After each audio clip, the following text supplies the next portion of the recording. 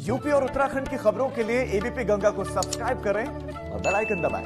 हाथरस कांड में 2 नवंबर को सुनवाई में पूर्व एसपी भी पेश होंगे। आईपीएस विक्रांत वीर भी अदालत में पेश होंगे और अगली तारीख में सचिव एडीजी लॉ एंड ऑर्डर को भी पेश यहां पर होना पड़ेगा। तो ये भी एक नया अपडेट है।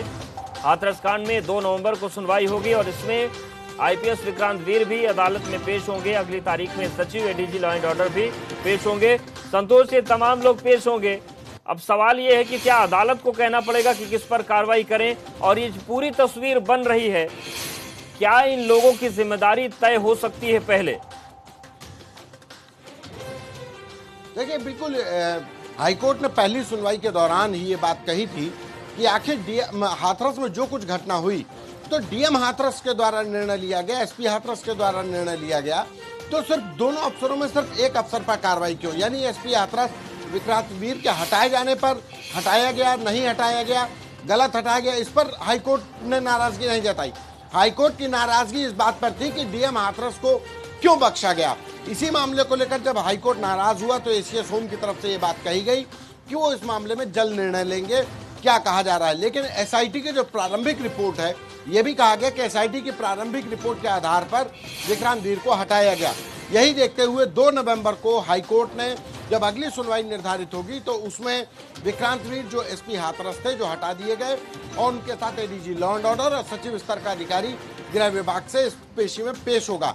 विक्रांत वीर से भी हाईकोर्ट जानना चाहती है कि आखिर उस दिन हुआ क्या था, ये क्यों निर्णय लिया गया, क्या वास्तव में कोई ऐसा इंटेलिजेंस इनपुट था कि वहां पर अराजकता हो सकती है, लॉ एंड ऑर्डर सिचुएशन बिगड़ सकती है, और विक्रांत वीर का क्या पक्ष है, क्योंकि सरकार ने दोहरा मापदंड अपनाया, डीएम को बख्श दिया, एसपी को हटा दिया। बिल्कुल, सवाल यही है, इसी बात पर नाराज है कि डीएम को क्यों बख्शा गया, एडीजी को क्यों बख्शा गया, आईजी को क्यों बख्शा गया, आखिर क्यों इनको बचाया जा रहा है और कौन बचा रहा है? शुक्रिया संतोष जानकारी और अपडेट को देने के लिए। हाथरस कांड में 2 नवंबर को सुनवाई होगी और इसमें आईपीएस विक्रांत वीर भी अदालत में पेश होंगे। अगली तारीख में सचिव एडीजी लॉ एंड ऑर्डर भी पेश होंगे।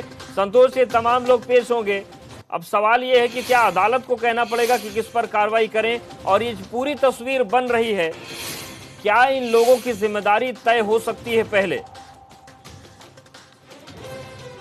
देखिए, बिल्कुल हाईकोर्ट ने पहली सुनवाई के दौरान ही ये बात कही थी कि आखिर हाथरस में जो कुछ घटना हुई तो डीएम हाथरस के द्वारा निर्णय लिया गया, एसपी हाथरस के द्वारा निर्णय लिया गया, तो सिर्फ दोनों अफसरों में सिर्फ एक अफसर पर कार्रवाई क्यों? यानी एसपी हाथरस विक्रांत वीर के हटाए जाने पर हटाया गया, नहीं हटाया गया, गलत हटाया गया, इस पर हाईकोर्ट ने नाराजगी नहीं जताई।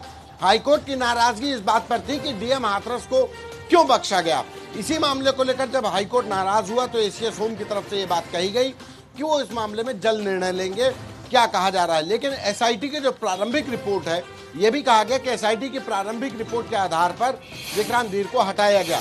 यही देखते हुए 2 नवंबर को हाईकोर्ट ने जब अगली सुनवाई निर्धारित होगी तो उसमें विक्रांत वीर जो एसपी हाथरस थे, जो हटा दिए गए, और उनके साथ एडीजी लॉ एंड ऑर्डर और सचिव स्तर का अधिकारी गृह विभाग से इस पेशी में पेश होगा।